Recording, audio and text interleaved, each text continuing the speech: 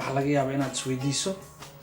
bal maanta xageebaad u xirxirantahay oo socota waxaan doonayaa haddii aan leedmo inaan baaritaan ku sameeyo sheekooyin fara badan oo cajaa'ib ah oo ka soo baxaya magaalo yar oo ku taala waddanka Australia oo la yiraahdo Perth oo waliba galbeedka waddanka Australia ku taala halkaas oo uu ka baxo qaadka ama jaadka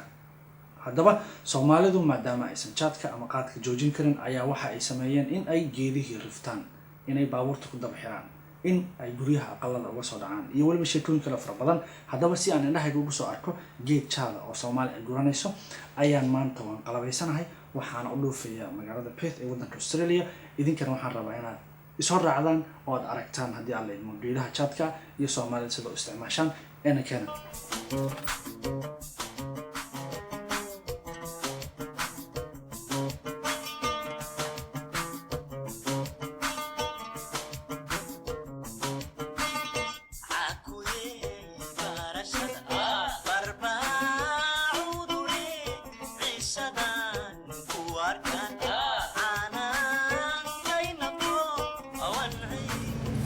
halkan waa maxkamadda gobolka Western Australia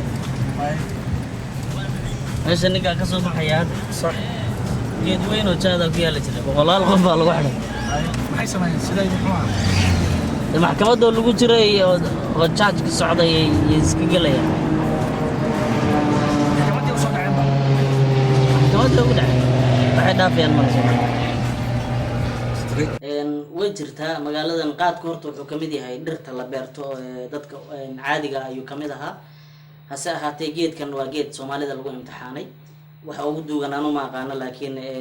way jirtaa inkastoo hadaba uu si dabar go'ayo iska waqtigiisu uu gabaabsiiyay waxyaabihii ugu yaabka badnaa ee qaadka naga soo mara waxay ahayd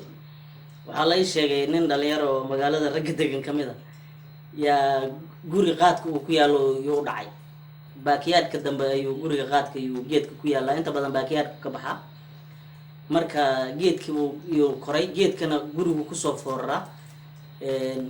gurigan hoostan waxa ku taala darsa reerkii marka familka lahaa meeshay ku casheynayeen ninkii geedkii uu fuulay baqadrati ilaa waxa ka noqday uu soo dhacay miiskii reerku ku casheynayeen dushiisa ku dhacay isagoo qaadkii uu saaraa de kor buu saaraa marka habeenna way ahayd reerka inta casheynayaan boobsi baa ku jirtay waxa kale oo magaalada ka dhacday iyadana naloo sheegay geed swimming pool ku dul yaalo iyo nin fuulay marka swimming pool-kana gabadh baa ku jirtay oo maaragtay iyadoo dabaalanaysa ninkani geedka dushu saaraa naagtii oo gaari meesha swimming pool ku jirto arkay intuu eegayay buu kusoo daldhacay iyada biyo ku dhiman gaartay iyada geed cad oo la diirtay hadda aragto dee waa geed la cuno geed maalin walba la cunayo sida aad ogtahay dhirtan hadda aad aragto geedahan ayuu horta jaadku ku dhex jiraa geedaha waa kuwa sidan u wada cagaaran sidan ay ahaayeen 24 saac waa laga shaqeeyaa waa la waraabiyaa geedkan laakiin markaad hadda geedaha kala aragto uu ka duwan yahay geedkan waa geed jaad geedkan waa jaad sida aad arkaysid caleemahan saan oo kale u soo bixiyaa markaad aad aragtid marka jaadki waa kana hadda tus kor soo qaadlay inta sala marka waa ka jaadki saasa loo gurayaa marka geed la gurayo oo maalin waliba la cunayo dee bidaar buu yeeshay marka geedku wuxuu geedaha kaga duwan yahay waa geed la cuno Soomaalida Ilaahay baa ku ibtaleeyay geedkan wuxuu ahaan jiray geed weyn wuxuu ku yaalaa baagaga kamid ah magaalada Perth dhexdeeda oo Central City da oo hadda waxa leedahay geedkan yani wax saa u rifay ay saa u galay geedkan waxa geedaha kaga duway waa Soomaali maalin waliba saas oo kale sidii waa geed la cuno way dadkan waxaan tusaynaa bal meesha uu geedkan ku yaalo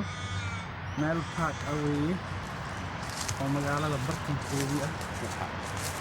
waliba baagaga ugu sida aadka loo maartay loo daryeelo oo mar waliba fertilizer la sameeyo maxaan ku raadahay la waraabiyo caleemahan waa weyn balbalaaran lama cunayo caleemahan balbalaaran waa qalaleen hadda ninna ma cunayo waqti la cun lahaa way dhaafeen weel la cunaa marka على أنت أساسه كله أنت أساسه كله بارك أنت أسا جيت كان هذا أنت أسا كوه هداي مركا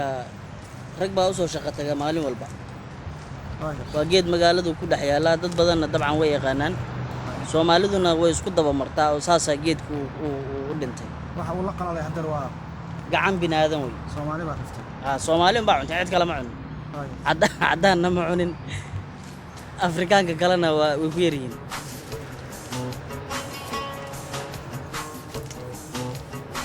geed markuu soo baxba saa loo gooyay maxaa ka soo haray geedkan geedahan uu leeka geed weyn buu ah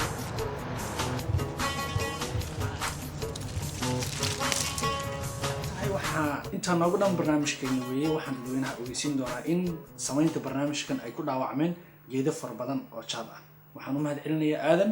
dheere oo ahaa ninkii martida aan u ahaa magaaladan igu soo dhaweeyay aan ahayn nin jaad koona ama qayra waa aad iyo aad ayuu mahadsan yahay waxaan kaloo dadweynaha ogeysiin lahaa in kadib markii la arkay sawiradii aan soo sawiray in geedkii isaga ahaa ee aan soo sawirnay in la isugu tagay afartii caleen ee saarnaana laga daadiyay ama laga riftay barnaamijkeena waa naga intaan mid dambe ku kulmi doono sida ay nabadgeliyo wabillahi tawfiiq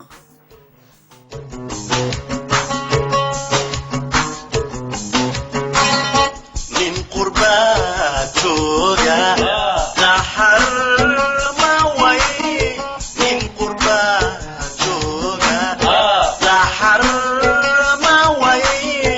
intan qad'unay bad qalbiga la hadli intan qad'unay bad qalbiga la hadli ay garo oyan wanaag